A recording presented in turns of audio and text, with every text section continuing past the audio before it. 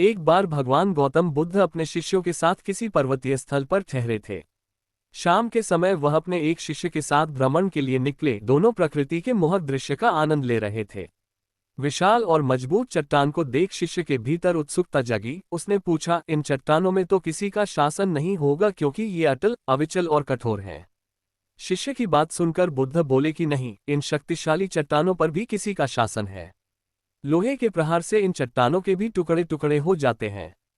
इस पर शिष्य बोला, तब तो लोहा सर्वशक्तिशाली हुआ। बुद्ध मुस्कुराए और बोले, नहीं, अग्नि अपने ताप से लोहे का रूप परिवर्तित कर सकती है।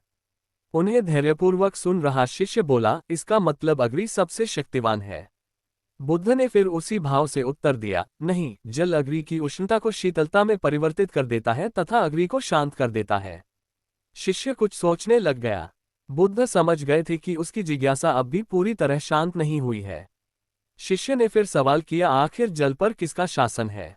भगवान बुद्ध ने उत्तर दिया, वायु का। वायु का वेग जल की दिशा को बदल देता है। शिष्य कुछ कहता इससे पहले ही बुद्ध ने कहा कि अब तुम कहोगे पवन सबसे शक्तिशाली हुआ। नहीं, पवन सबसे शक्तिशाली नहीं है। सबसे शक्तिशाली है मनुष्य की संकल्प शक्ति, क्योंकि इसी से पृथ्वी, जल, वायु, अग्नि इत्यादि को नियंत्रित किया जा सकता है।